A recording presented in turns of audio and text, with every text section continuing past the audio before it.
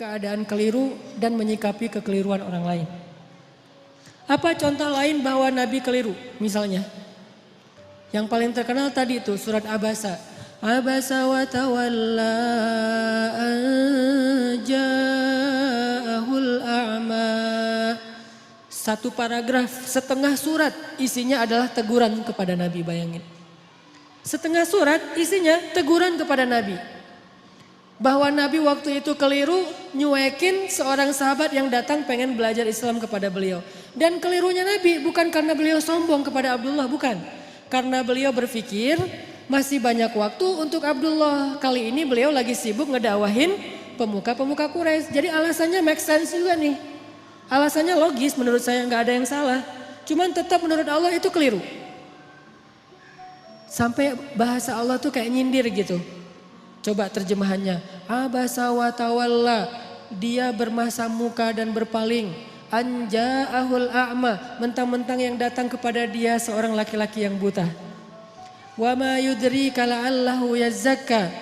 Memangnya kamu tahu, bisa aja dia akan mendapatkan kebaikan dengan belajar. Sedangkan orang yang banyak harta dan sombong, kamu malah meladeninya. Giliran hambaku yang miskin, yang buta datang kepadamu, kamu malah cuek kepada dia. Kalla, kata Allah. Jangan gitu dong Muhammad, coba. Kalla kan artinya bukan sekali-kali tidak ya. Dalam konteks saya ini, arti kalla jangan gitu dong.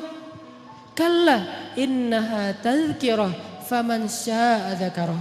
Jangan gitu dong Muhammad, ini kan pelajaran untuk orang yang menginginkannya, kamu kasih pelajaran itu. Nabi ditegur sama Allah Subhanahu wa taala dengan bahasa sindiran, dan itu kayaknya kalau kita ditegur kayak gitu gimana perasaannya tuh? Bayangin seorang ustadz, seorang guru pondok pesantren, kiai besar, pemilik pesantren yang selama ini tuh ceramah menasihati murid-muridnya, tiba-tiba suatu saat dimarahi oleh orang lain gara-gara beliau keliru di depan umum. Kira-kira gimana perasaannya? Malu kan? Kalau dia gengsi. Nabi nggak malu. Bukti Nabi nggak malu apa? Ayat itu kemudian dibacakan oleh Nabi kepada para sahabat. Abdullah udah pulang karena Nabi bermasa muka. Tiba-tiba turun ayat surat Abasa. Nabi mengejar Abdullah, ngumpulin sahabat, terus Nabi bilang, telah turun kepadaku satu ayat. Maukah kalian mendengarkannya? Mau ya Rasulullah. Sahabat semangat mendengarkan Al-Quran. Bayangin gimana perasaan Nabi bacain ayat teguran terhadap diri sendiri. Kebayang gak tuh? Kalau ayat-ayat yang lain bahwa Muhammad itu adalah uswatun hasanah, Muhammad itu adalah yang terbaik, Muhammad itu jujur, Muhammad itu gampang ngebacanya. Tapi kalau Muhammad itu keliru, ini berat nih. Tapi buat Nabi itu tidak berat. Menunjukkan Nabi itu sangat low profile. Bayangin kumpulin sahabat satu masjid, terus Nabi bacain Abasa wa tawalla an ja'ahul a'ma wa ma yudrika la'allahu yazzakka. Sahabat pada toel-toel, siapa yang dimaksud? Nabi. Oh Nabi, pada nggak enak hati kan sahabat juga dengerin. Oh jadi ceritanya Nabi lagi dimarahin Allah. Ya rame di antara sahabat. Nabi bacain ayat tentang diri beliau sendiri lagi ditegur sama Allah. Bahkan ketika seorang sahabat Abdullah bin Umi Maktum datang, Nabi langsung buka sorban. Untung dulu gak ada kupluk kali ya. Nabi buka sorban, langsung dibentangkan sorbannya. Terus Nabi bilang, selamat datang orang yang karena dia saya ditegur oleh Allah Subhanahu Wa Taala. Ini uswatun hasanah. Selamat datang orang yang karena dia saya ditegur oleh Allah Subhanahu Wa Taala. Lihat betapa besar hati Rasulullah SAW. Artinya ketika kita keliru dinasihati oleh orang lain, harusnya selain kita memperbaiki diri, kalau kita lebih keren lagi, kita akan bersyukur, berterima kasih. Kalau perlu kita mention dia, alhamdulillah diingatkan, alhamdulillah dikasih tahu, tapi memberitahunya dengan cara-cara yang baik. Ini artinya dalam adegan abasa wa tawalla itu Rasulullah mengajarkan kita gimana kalau kita berada di kondisi yang sama. Istri ngasih tahu kepada kita bahwa kita keliru, makin kita cinta sama dia. Bukan, mama tajasus cari-cari kesalahan papa. Salah aja di mata mama. Apa sih yang benar papa di mata mama? Jangan pundung. Mama perhatian banget sama papa. Oh iya pak, mau lagi yang lain kesalahannya. Oh iya silakan ma. Akhirnya disebutin 100 kesalahan kita. Jadi satu buku, 100 rapor merah suami. Ini menunjukkan Rasulullah itu orangnya sangat low profile, easy going, no hard feeling. Dan beliau orang yang sangat lapang dada. Itu surat Abasa. Nanti ada lagi teguran terhadap Nabi di surat yang lain. Banyak loh. Termasuk surat At-Tahrim. Ayat pertama lagi tuh.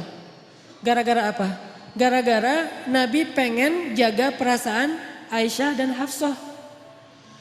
Waktu itu Nabi sering nongkrong di rumah Sofia. Sofia itu istri Nabi yang bedanya sama Aisyah cuma setahun. Aisyah waktu itu 16 tahun, Sofia 17 tahun, baru lulus SMA. Istri Nabi muda nih. Rata-rata istri Nabi kan muda ya, walaupun kalau yang perawan cuma satu, tapi yang lain walaupun janda muda-muda nih. Sofia, Hafsah, Zainab,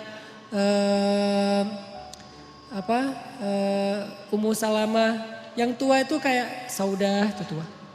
Nah Sofia orang Yahudi yang nikah sama Nabi itu cantiknya luar biasa. Saking cantiknya Aisyah sampai stalking loh akunnya Sofia. Dan itu terjadi, Aisyah benar-benar kepo tuh. Sofia lagi posting apa sih sekarang? Dikepoin sama Aisyah. Cara ngepoinnya gimana? Kalau dulu kisahnya Aisyah diam-diam datang ke rumah Sofia. Pas Sofia lagi ada acara selamatan. Jadi kalau kayak sekarang tuh Sofia lagi posting, Aisyah pura-pura ngeliat nih lagi posting apa sih, lagi snapgram apa, lagi insta story apa nih Sofia. Diliatin sama Aisyah, biar gak ketahuan Aisyah pakai cadar. Tapi kan Nabi tuh teliti banget, tahu banget mata Aisyah tuh kayak gimana. Sehelai bulu mata Aisyah aja Nabi tahu, saking sayangnya Nabi sama Aisyah. Pakai cadar, cuman kelihatan matanya doang. Datang ke rumah Sofia, Sofia lagi bikin kayak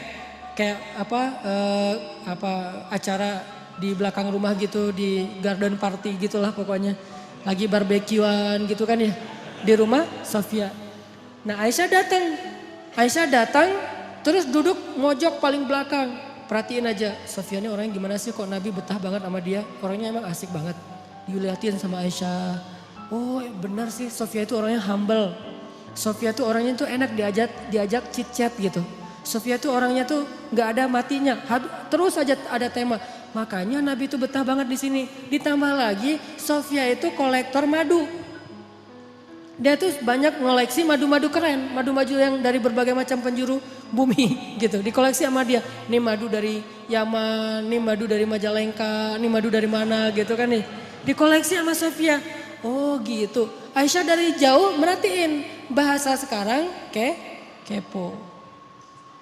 Dikepoin akunnya Sofia. Oh Sofia tuh posting madu. Oh Sofia tuh bisa bikin cake. Oh Sofia tuh orangnya asik. Oh Sofia tuh seru. Oh Sofia apa.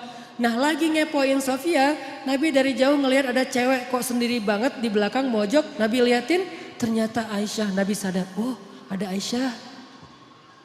Pas Nabi ngelihat ke arah Aisyah. Aisyah tahu Nabi ngelihat. Aisyah langsung pergi. Pulang dikejar sama Nabi. Terus slow motion gitu.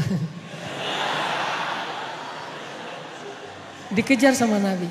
Aisyah langsung pulang sendiri gitu. Nabi kejar, Aisyah dipanggil sama Nabi.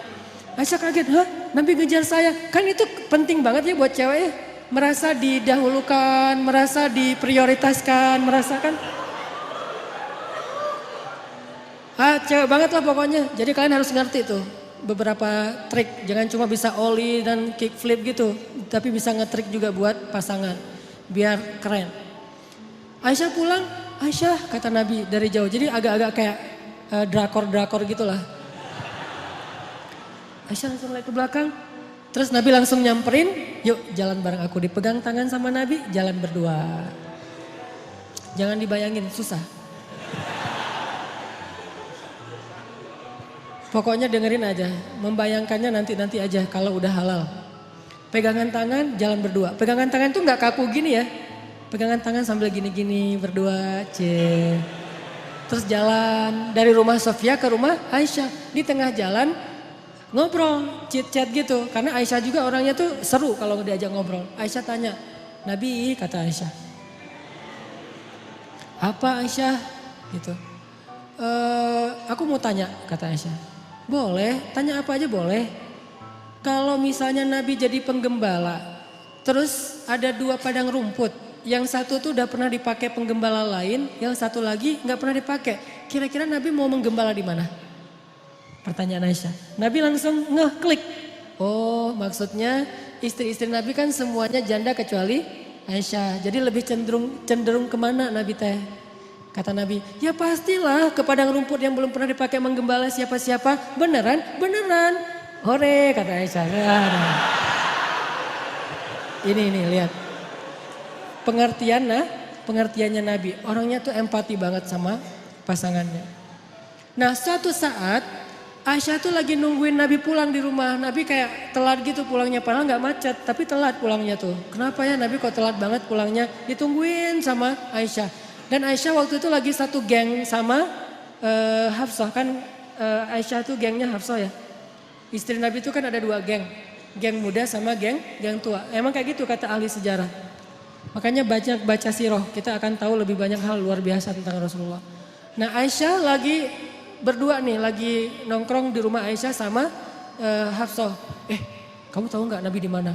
Katanya sih kayaknya Nabi tuh lagi di rumah Sofia gitu. Soalnya tadi aku ngeliat instastorynya Sofia lagi bareng dengan Nabi gitu. Oh, lagi di rumah Sofia, ngapain sih di sana? Biasalah, lagi nyoba-nyoba madu gitu kan. Madunya Sofia tuh banyak koleksinya, banyak macamnya. Oh gitu, wah kita harus cari cara nih biar Nabi nggak lagi senang minum madu di rumah Sofia. Tiba-tiba Nabi pulang, Assalamualaikum, Waalaikumsalam. Nabi pulang. Terus pas sampai di rumah, Nabi senyum-senyum ngeliat istri-istrinya berdua lagi pada nongkrong. Lagi ngapain nih berdua? Enggak, lagi santai aja kata Aisyah. Boleh ikutan enggak? Boleh. Terus pas Nabi duduk, Aisyah bilang, ngapain sih lama banget gak pulang-pulang, ditungguin loh dari tadi gitu. Oh maaf, soalnya tadi lagi itu di rumah Sofia. Betah banget sih di rumah dia. Ya gitu mulai nih ya. Betah banget sih di rumah dia, emang ada apa sih di sana? Makanan enak ya, dimasakin yang keren gitu ya. Emang dia masakin empal gentong ya gitu. Akhirnya Nabi bilang enggak kok, cuma minum madu doang, gak dimasakin apa-apa.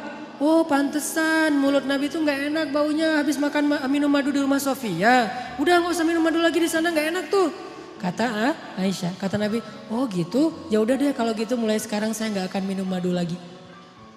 Aisyah merasa dimenangkan lagi nih, tuh kan kalau buat gua Nabi apa aja mau. Madu gak boleh, bayangin cinta Nabi kepada Aisyah sampai yang halal aja beliau haramkan. Walaupun ditegur sama Allah. Jadi seorang suami, saya gak ngebahas apa hukum rokok ya. Kan ada yang bilang haram, ada yang bilang makruh, terserah deh itu mah ulama. Yang pasti ini bukan hukum rokok, tapi merokok dengan request istri. Gimana tuh? Suaminya tuh perokok banget. Terus kata istri, jangan merokok di depan aku dong, aku gak tahan nih asapnya. Oh mulai sekarang papa gak akan ngerokok lagi. Itu kan, jadi saya tuh lebih suka ngambil angle-nya tuh lebih ke perasaan, etika atau akhlak, bukan hukum. Kalau hukum mungkin bisa haram, bisa makruh, itu tergantung mazhab. Tapi kalau etika, kadang karena permintaan istri, jadi gak jadi ngerokok. Gak usah ngerokok, yang halal aja gak jadi tuh.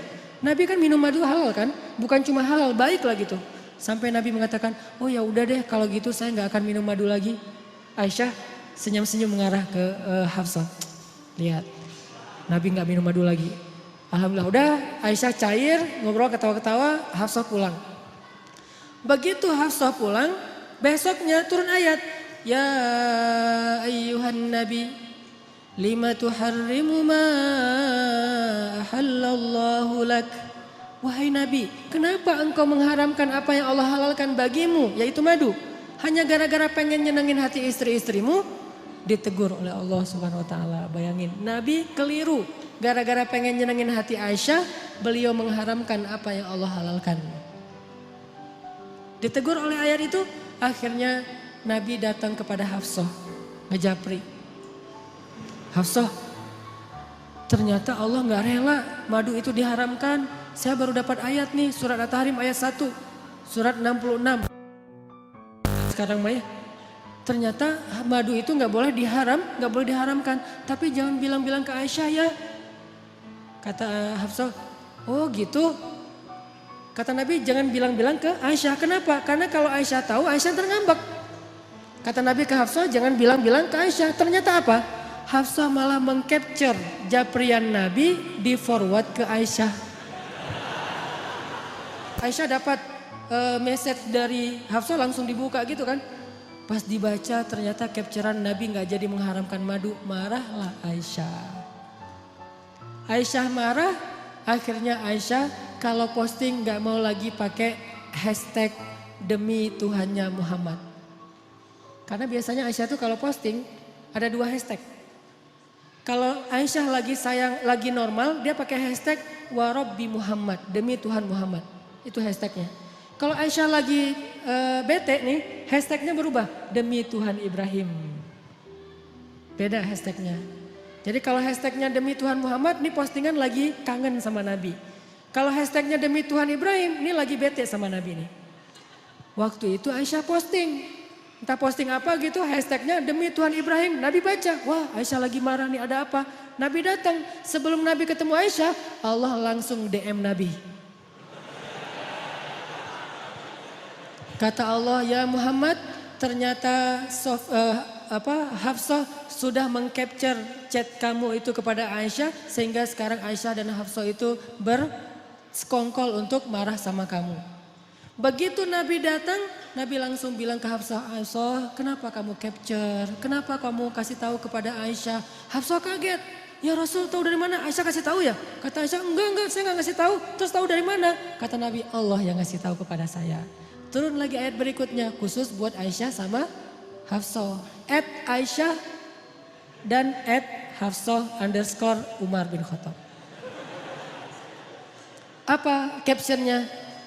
Wahai istri-istri Nabi, kalau kalian masih terus menyakiti Nabi dan tidak bertaubat dan minta maaf kepada Nabi, maka Allah akan menceraikan kalian dengan Nabi dengan cara baik-baik. Lalu Allah akan menggantikan untuk Nabi istri yang lebih baik dari kalian, lebih solehah dari kalian, lebih cantik dari kalian dan seterusnya dan seterusnya. Langsung Aisyah dan Hafsah datang kepada Nabi minta maaf dan kemudian selesai urusannya. Pelajarannya apa di sini? Nabi juga kadang-kadang gara-gara ngikutin perasaan keluarganya, istrinya sampai melakukan kekeliruan. Bukan karena berbuat dosa. Tapi kemudian apakah Nabi mau memperbaiki? Mau memperbaiki, langsung ngasih tahu kepada Hafsah, Hafsah aku salah nih, ternyata gak boleh mengharamkan madu. Gak ada rasa gengsinya. Itulah uswatun hasanah pada diri Rasulullah. Dan ada yang lebih berat. Teguran Allah kepada Nabi dalam kasus tawanan perang di surat Al-Anfal. Ini lebih berat lagi nih. Ayat 67 nanti cek deh di rumah. Itu ayat teguran dari Allah kepada Nabi gara-gara Nabi keliru dalam mengambil keputusan. Habis selesai perang Badar ada tawanan. Termasuk salah satu tawanan waktu itu Suhel. Suhel itu kayak medsosnya sahabat. Dia tuh selebgram. Ditawan terus kan Nabi ini perang pertama nih dalam Islam. Belum tahu ini mau diapain nih tawanan-tawanan perang. Akhirnya Nabi pun bikin FGD gitu. FGD-nya Nabi, Abu Bakar, Umar dan Ibnu Rawahah. Jadi mereka beberapa orang musyawarah, rapat. Nabi nanya, apa pendapat kalian tentang tawanan perang? Mau diapain? Abu Bakar angkat tangan. Menurut saya ya Rasul, kata Abu Bakar, kita tebus. Kalau keluarganya orang kaya, maka keluarganya menebus dengan harta. Kalau keluarganya orang miskin, maka ditebus dengan seorang laki-laki yang bisa baca tulis dan mengajarkan putra-putri kita baca tulis di Madinah. Ini kan produktif ya, ide yang bagus nih. Oh gitu. Umar bilang, saya nggak setuju. Terus apa pendapat kamu? Ya Rasulullah, mereka itu musuh-musuh Allah. Jangan dibiarkan mereka hidup, kita bunuh. Hukuman mati, karena ini masih dalam hukum militer, hukum perang. Maka tawanan perang dibunuh ya Rasul. Tidak ada kesempatan buat musuh-musuh Allah hari ini ya Rasulullah. Nabi senyum-senyum. Terus Ibnu Rawahah, menurut saya ya Rasulullah, apa Ibnu Rawahah? Kita gali parit, kita masukin mereka ke dalamnya, lalu kita bakar mereka hidup-hidup. Tapi jangan menjudge Ibnu Rawahah ya, karena Ibnu Rawahah ini punya cerita panjang di Mekah kayak gimana. Gimana dia tuh luar biasa disakiti, jadi wajar kalau orang emosional. Akhirnya Rasulullah komen, kata Rasulullah, sesungguhnya Allah menjadikan hati seseorang itu lebih lembut daripada agar-agar, atau lebih lembut daripada kayak yogurt gitu, susu yang dikentelin. Dan sesungguhnya Allah menjadikan hati seseorang kadang lebih keras daripada batu. Engkau wahai Abu Bakar, kata Rasulullah, engkau itu seperti Ibrahim. Engkau wahai Umar, engkau itu seperti Musa. Engkau itu seperti Nuh. Sedangkan Abu Bakar, engkau seperti Ibrahim, seperti Isa. Dua nabi masing-masing dimisalkan untuk mereka. Ini artinya nabi itu menghargai pendapat orang. Engkau wahai Abu Bakar seperti Ibrahim dan seperti Isa. Gimana Ibrahim dan Isa? Memaafkan. Ketika ayahnya pengen mengusir Ibrahim, apa kata Ibrahim? Qala salamun alaik, sa'astaghfiru laka rabbi innahu kana bi hafiyya. Keselamatan bagimu wahai ayah. Padahal ayahnya udah zalim sama dia, tapi masih didoain kebaikan. Saya akan berdoa kepada Allah supaya Allah mengampuni dosa-dosa ayah. Itu Ibrahim. Isa juga kayak gitu, memaafkan murid-muridnya yang melakukan kesalahan. Engkau wahai Abu Bakar seperti Ibrahim dan Isa. Sedangkan Umar seperti Nuh dan Musa. Gimana Nuh? Ketika orang-orang sudah zalim, sudah syirik kepada Allah, Nuh berdoa, ya Allah hancurkanlah orang-orang kafir itu sehancur-hancurnya. Sampai keturunan mereka, jangan engkau biarkan mereka hidup di muka bumi dan membuat kerusakan. Musa ketika orang Bani Israel menyembah anak sapi, Musa pulang, maka dihukum mati mereka satu persatu kan. Ini Umar seperti Nuh dan Musa. Tapi kalau Ibnu Rawaha Nabi gak komen. Diimamin aja, gak usah di like, gak usah di komen, biarin aja. Karena pendapatnya agak-agak sadis gitu kan. Dibakar hidup-hidup. Akhirnya setelah menghargai dua pendapat sahabat senior, Nabi mengambil salah satu di antara dua pendapat itu. Pendapat Abu Bakar As-Siddiq. Menurut saya kata Nabi, pendapat Abu Bakar lebih tepat. Ayo kita tebus dengan tawaran dengan harta ataupun guru baca tulis. Setelah selesai penebusan, turun ayat 67. Kata Allah, tidaklah pantas seorang nabi memiliki tawanan lalu menukarnya dengan harta duniawi. Kalau kamu menginginkan harta, aku berikan harta yang lebih dari itu wahai Muhammad. Allah marah kepada Nabi. Ayat 67. Setelah ayat ini turun, Nabi bacain kepada Abu Bakar. Nabi dan Abu Bakar menangis seharian dari pagi sampai sore. Nangis. Kenapa nangis? Karena sedih, takut, taubat, menyesal kepada Allah Subhanahu wa taala. Ya Allah, ampunkan saya, kata Nabi, ampunkan saya. Abu Bakar juga gitu, nih gara-gara saya nih. Ya Rasulullah, ini ide saya. Rasulullah enggak salah, saya yang salah. Berdua aja nangis tuh. Ini hebatnya Rasulullah. Inilah uswatun hasanah. Berdua nangis. Lagi nangis, Umar lewat. Umar ngelihat Abu Bakar dan Rasulullah nangis, Umar langsung diam. Tanya, ya Rasulullah, ya Abu Bakar, ma yubkikuma? Kenapa kalian berdua menangis? Kalau ada hubungannya dengan saya juga pengen ikut nangis. Nangis berjamaah. Apa kata Rasulullah? Ya Umar, seandainya hari ini Allah menurunkan azab di muka bumi, maka yang selamat cuman Umar bin Khattab. Lihat gimana Nabi menghargai Umar. Pendapat beliau dan Abu Bakar keliru, pendapat Umar yang benar, lebih tepat. Kemudian Nabi menghargai, seandainya hari ini turun azab di muka bumi, maka yang selamat adalah Umar bin Khattab. Nabi gak pernah merasa gengsi. Umar, kok Allah gitu banget sih? Kan saya yang Nabi, kenapa kamu yang benar? Padahal kan kalau mau tuh, Nabi tuh gak usah musyawarah loh. Tinggal minta aja, ya Allah nih tawaran perang mau diapain? Kata Allah, bunuh aja Muhammad. Ya udah bunuh. Kan gampang kan? Kenapa Nabi bermusyawarah? Kenapa Nabi gak minta wahyu aja? Karena kalau Nabi hanya meminta wahyu, maka kita tidak bisa meniru Nabi SAW. Kan kita gak dapat wahyu. Maka kita meniru Nabi dalam konteks ini adalah menyelesaikan masalah dengan cara musyawarah. Untuk mencari mufakat. Kalau keliru dalam musyawarah, jangan gengsi untuk mengakui. Yang benar, jangan merasa besar kepala. Umar coba, pas Nabi keliru ngomong kayak gitu, Umar gak bilang, tuh kan, saya bilang juga apa, Nabi sih gak mau dengar kata-kata saya, yang dengar Abu Bakar aja terus mentang-mentang soulmate. Enggak, Umar tuh gak besar kepala. Terus besok kalau ada pendapat lagi, nih ini pasti salah lagi nih, harus dengerin saya. Enggak, Umar gak pernah nyalahin Nabi. Dan ini juga uswatun hasanah. Jadi kalau kita dalam satu organisasi, suami istri, dimanapun, kadang-kadang kita udah musyawarah terus ngambil keputusan keliru. Maka yang tadi benar gak usah nandain. Tuh besok dengerin ya kalau saya ngomongin, enggak, besok musyawarah lagi. Bisa diambil, bisa ditinggalkan pendapat kita. Semua ini adalah uswatun hasanah. Mudah-mudahan teman-teman di sini kita belajar banyak hal. Belajar lapang dada, belajar low profile, belajar tawadu, belajar nggak gengsi, belajar biasa aja, nggak usah merasa besar kepala kalau kita pas lagi benar, lagi tepat.